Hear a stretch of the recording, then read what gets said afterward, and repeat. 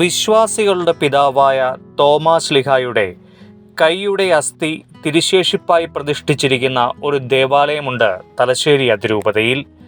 മലബാറിൻ്റെ മലയാറ്റൂർ എന്ന് വിളിപ്പേരുള്ള Kolakkad cent Thomas തീർത്ഥാടന ദേവാലയമാണ് ആ അനുഗ്രഹീത ആലയം. വിളിച്ചാൽ വിളി കേൾക്കുന്ന, പ്രാർത്ഥിച്ചാൽ അനുഗ്രഹിക്കുന്ന മുത്തപ്പനെ തേടി ജാതി മതഭേദമന്യേ നിരവധി വിശ്വാസികളാണ് ഇവിടെ എത്തുന്നത്. ഇവിടുത്തെ കുരിശുമലയിലേക്കുള്ള തീർത്ഥാടനവും നേർച്ച കാഴ്ചകളും ഏറെ പ്രശസ്തമാണ്. 1964 ആരംഭിച്ച വിശുദ്ധ തോമാശ്ലീഹായുടെ നാമധേയത്തിലുള്ള ഈ ദേവാലയത്തിൽ കഴിഞ്ഞ 61 വർഷമായി കുരിശുമല തീർത്ഥാടന കേന്ദ്രത്തിലേക്ക്, കുരിശുമലയിലേക്ക്, മലബാറിൻ്റെ മലയാറ്റൂർ എന്നറിയപ്പെടുന്ന മലയിലേക്കുള്ള കുരിശുമല തീർത്ഥാടനം ഏറെ പ്രശസ്തമാണ്. കഴിഞ്ഞ ഞായറാഴ്ച തലശ്ശേരി അതിരൂപതാധ്യക്ഷൻ അഭിവന്യ മാർ ജോസഫ് പാമ്പളനി പിതാവിൻ്റെ നേതൃത്വത്തിൽ 10,000-കണക്കിന് ആളുകൾ ഈ ദേവാലയത്തിൽ നിന്ന് കുരിശുമലയിലേക്ക് തീർത്ഥാടനമായി പ്രാർത്ഥിക്കുവാൻ എത്തുകയുണ്ടായി. എല്ലാ വർഷവും പുതുഞാറിനോടനുബന്ധിച്ച് ധാരാളമായ ആളുകൾ, 20,000, 25,000 ആളുകളൊക്കെ എല്ലാ വർഷവും മല കയറി പ്രാർത്ഥിക്കാറുണ്ട്. 2 വർഷം മുമ്പ് അഭിവന്യ തലശ്ശേരി ആർച്ച് ബിഷപ്പ് ഈ തീർത്ഥാടന കേന്ദ്രത്തെ ഔദ്യോഗികമായി അതിരൂപതയുടെ തീർത്ഥാടന കേന്ദ്രമായി പ്രഖ്യാപിച്ചു. എൻ്റെ പേര് തറപ്പേൽ കുര്യാക്കോസ്. ഞാൻ കൊളക്കാട് ഇടവയിലെ നടത്തിപ്പ് കൈക്കാരനാണ്. ഈ ഇടവകാലയത്തിലേക്ക് വരുന്ന വിശ്വാസികളെ തോമസിലെ ഒരു നാളും കൈവിട്ടിട്ടില്ല. ആദ്യകാലങ്ങളിൽ വളരെയധികം കഷ്ടപ്പാടുകളും വിഷമങ്ങളും സഹിച്ച് കുടിയേറ്റയുടെ ബുദ്ധിമുട്ടുകളിലെല്ലാം തരണം ചെയ്യാൻ ഇടവജനത്തോടൊപ്പം തോമാശ്ലീഹ ഉണ്ടായിരുന്നു. അങ്ങനെ തോമാസുള്ള വിശ്വാസം അനുദിനം വളർന്നു വന്നതിൻ്റെ ഫലമായി കുരിശുമല തീർത്ഥാടനവും ഇതൊരു തീർത്ഥാടന ദേവാലയമായി മാറുകയും ചെയ്തു.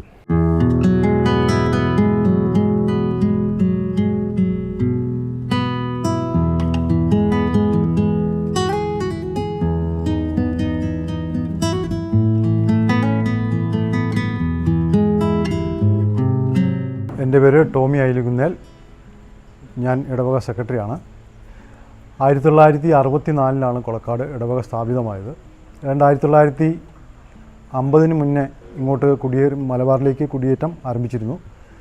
അപ്പോൾ 64 ഇവിടെ ദേവാലയം 1964 മെയ് 22 സ്ഥാപിതമായത്. അപ്പോൾ ഈ ദേവാലയം സ്ഥാപിതമാകുന്നതിന് മുന്നേ തന്നെ ഇവിടെ കുരിശുമല തീർത്ഥാടനം നടന്നിരുന്നു. അതായത് നമ്മുടെ ഫൊറോനപ്പള്ളിയായ പേരാവൂരിൽ നിന്നും ആനേണ്ടകരി വഴി കൊളക്കാട് കുരിശുമലയിലേക്ക് തീർത്ഥാടനം നടന്നിരുന്നു. അപ്പോൾ 1964 ഇടവക സ്ഥാപിതമായപ്പോൾ ഈ കുരിശുമല കൊളക്കാട് പള്ളിക്ക് ലഭിക്കുകയും കുരിശുമല തീർത്ഥാടനം കൊളക്കാട് പള്ളിയിൽ നിന്ന് ആരംഭിക്കുകയും ചെയ്തു. അന്ന് ഈ പള്ളി ആരംഭിച്ച സമയത്താണ് അഭിവന്യ വെള്ളോപ്പള്ളി പിതാവിന് ഓർത്തോണയിൽ നിന്നും കിട്ടിയ മാർ തോമാശ്ലീഹായുടെ തിരുശേഷിപ്പ് ഇവിടെ കൊണ്ടുവന്ന് പ്രതിഷ്ഠിച്ചത്. അന്ന് മുതലാണ് കൊളക്കാട് മലബാറിൻ്റെ മലയാറ്റൂർ എന്നറിയപ്പെടുന്നത്. ഈ തീർത്ഥാടന കേന്ദ്രത്തിലെ പ്രത്യേകമായിട്ടുള്ള നേർച്ചയിലൊന്ന് വചന നേർച്ചയാണ്. വിശുദ്ധ തോമാശ്ലീഹായുടെ ജീവിതവുമായിട്ട് സുവിശേഷങ്ങളിലുള്ള വചനങ്ങൾ ഏറ്റവും ചുരുങ്ങിയത് 100 പ്രാവശ്യമെങ്കിലും എഴുതി ഇവിടെ വച്ചിരിക്കുന്ന ഈ നേർച്ച സമർപ്പണത്തിൽ സമർപ്പിക്കുക എന്നുള്ളതാണ്. അപ്പോൾ അങ്ങനെ പ്രത്യേക നിയോഗത്തോടെ അവർ പ്രാർത്ഥിച്ചതിൻ്റെ ഫലമായിട്ട് ഒത്തിരി അനുഗ്രഹങ്ങൾ ലഭിച്ചിട്ടുണ്ട്. നമ്മുടെ ശരീരത്തിൻ്റെ എല്ലാ അവയവങ്ങളും നേർച്ചയായിട്ട് വെക്കുന്നുണ്ട്. കണ്ണ്, കൈ, കാല്, ചെവി, മൂക്ക്, അങ്ങനെ എല്ലാ സാധനങ്ങളും. അതായത് നമ്മൾ മൊത്തം എന്തെങ്കിലും അവർക്ക് തലവേദനയാണെങ്കിൽ തല വെച്ചേക്കാൻ നേർച്ച തരും. കൈവേദനയാണ് കൈ. പിന്നെ നമ്മുടെ വീട് വേണ്ടവർക്കാണെങ്കിൽ വീട് പണിയാനാണെങ്കിൽ വീടുണ്ട്, നേർച്ചയായിട്ട് വെക്കുന്നുണ്ട്. പിന്നെ കുഞ്ഞുങ്ങളില്ലാത്തവർക്ക് അമ്മയും കുഞ്ഞും മേടിച്ച് വെക്കാൻ പറ്റും. പിന്നെ ഈ മൃഗങ്ങൾ, പശു ആണെങ്കിൽ പശുവും കിടാവും, അങ്ങനെ ഒത്തിരി നേർച്ചകളുണ്ട്.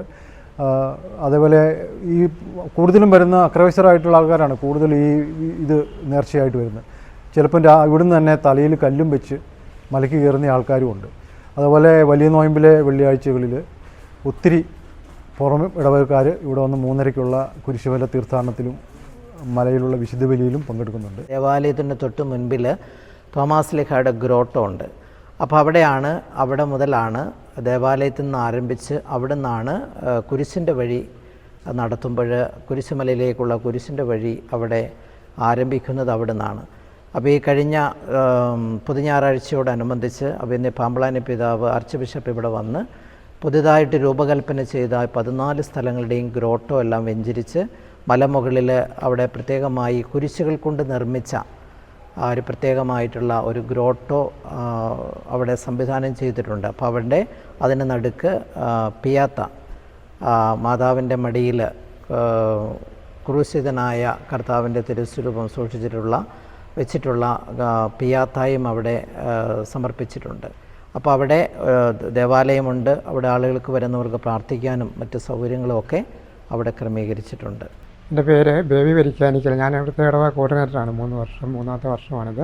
ആയിരങ്ങൾ വിശേഷ ദിവസം മാത്രമല്ലാതെ ബുധനാഴ്ചകളിലുള്ള വിശുദ്ധ കുർബാനയിലും ആരാധനയിലും നൊവേനയിലും പങ്കെടുത്ത് സൗഖ്യം പ്രാപിച്ച് പോകുന്നതായിട്ട് നമുക്ക് കാണാൻ കഴിയുന്ന ഒരു വലിയ കാര്യമാണ്.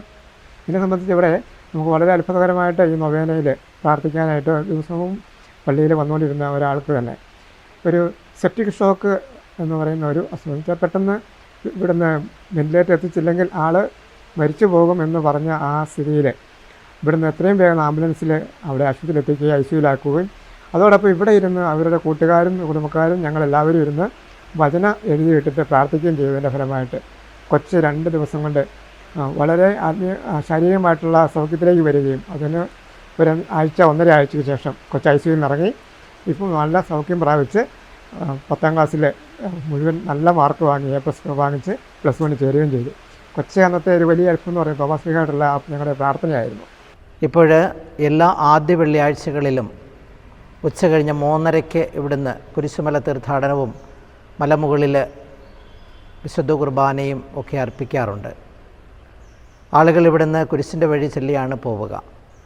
നോമ്പ് കാലത്ത് എല്ലാ വെള്ളിയാഴ്ചകളിലും അനേകർ നാനാജാതി മതസ്ഥരായ ആളുകൾ ഇവിടെ വന്ന് പ്രാർത്ഥിക്കാറുണ്ട്. ഇവിടെ ഈ തീർത്ഥാടന കേന്ദ്രത്തിൽ എല്ലാ ബുധനാഴ്ചകളിലുമാണ് പ്രത്യേകം തീർത്ഥാടന ദിവസമായിട്ട് മാറ്റിവെച്ചിട്ടുള്ളത്. എല്ലാ ബുധനാഴ്ചകളിലും ഉച്ചകഴിഞ്ഞ് 3 മണി മുതൽ പ്രത്യേക ആരാധനയും പ്രാർത്ഥനാ ശുശ്രൂഷകളൊക്കെ നടത്തി വിശുദ്ധ ബലി അർപ്പണവും മറ്റ് നേർച്ച കാഴ്ചകളും ഒക്കെ ഇവിടെ നടത്താറുണ്ട്. ഈ നേർച്ച കാഴ്ചകളൊക്കെ സമർപ്പണം വഴി നാനാജാതി മതസ്ഥരായ ആളുകൾക്ക് ഒത്തിരിയേറെ അനുഗ്രഹങ്ങൾ ഇവിടെ തോമാശ്ലീഹയുടെ മാധ്യസ്ഥം വഴി ലഭിക്കുന്നതായി സാക്ഷ്യപ്പെടുത്തിയിട്ടുണ്ട്. രോഗസൗഖ്യങ്ങളും വിദേശത്തേക്ക് പോകുവാനുള്ള തടസ്സങ്ങളൊക്കെ മാറലും മക്കളില്ലാത്ത ദമ്പതികൾക്ക് മക്കളെ ലഭിക്കുന്നതും അങ്ങനെ ഒട്ടനവധി അനുഗ്രഹങ്ങൾ ലഭിച്ചതായിട്ട് സാക്ഷ്യപ്പെടുത്തുകയും അവരെല്ലാം കൃതജ്ഞതാ നിർഭരമായ മനസ്സോടെ ഈ ദേവാലയത്തിൽ വരികയും ചെയ്യാറുണ്ട്. എൻ്റെ വ്യക്തിപരമായ തോമാശ്ലീഹ എനിക്ക് ഒന്ന് അനുഗ്രഹം എന്ന് പറയുന്നത് എൻ്റെ കുടുംബത്തിൽ എൻ്റെ മൂത്ത മോള് കല്യാണപ്രായമൊക്കെ കഴിഞ്ഞ് ഇങ്ങനെ നിൽക്കുമായിരുന്നു. പഠിച്ച് ഒരു ജോലിയാകട്ടെ എന്നോർത്ത് ഇങ്ങനെ നിന്ന് പ്രായമൊക്കെ ആയി. പക്ഷെ ഞാൻ നല്ലൊരു കുടുംബത്തിൽ നിന്ന് ഒരു കല്യാണം നടക്കാൻ വേണ്ടിയിട്ട് എൻ്റെ മറ്റ് പ്രാർത്ഥന ഈ തോമാശ്ലീഹയോടുള്ള മധ്യസ്ഥ പ്രാർത്ഥനയിൽ നൊവേന കൂടുമ്പോഴെല്ലാം എൻ്റെ പ്രാർത്ഥന നല്ലൊരു കുടുംബത്തിൽ നിന്ന് അവളെ കല്യാണം കഴിച്ചു വിടാനായിട്ട് സാധിക്കണം എന്നുള്ളതാണ്. പക്ഷേ ആദ്യമൊക്കെ ഞാൻ പ്രാർത്ഥിക്കുമ്പോഴൊക്കെ കല്യാണമൊന്നും ആകുന്നില്ല. എനിക്ക് ഒത്തിരി വിഷമമായി. ഞാനിങ്ങനെ ഒത്തിരി പള്ളിയിൽ പ്രാർത്ഥിക്കുകയും കാര്യങ്ങളൊക്കെ ചെയ്യുകയും ചെയ്തിട്ട് ഒരു അനുഗ്രഹം എന്നിലേക്ക് തമ്പുരാൻ തരുന്നില്ലല്ലോ എന്നുള്ളൊരു വിഷമം ചെയ്യുമ്പോഴാണ് അങ്ങനെ നല്ലൊരു കുടുംബത്തിൽ നിന്ന് നമുക്ക് പറ്റിയൊരു ചെറുക്കനെ കിട്ടുകയും കല്യാണം നടത്തി അവർ പറഞ്ഞേക്കും. ഇപ്പോൾ ഒരു വയസ്സാകാറായ ഒരു കൊച്ച് അവർക്ക് കൊടുക്കുകയും ചെയ്തു. അതും ദൈവം തന്ന വലിയ അനുഗ്രഹമാണ്.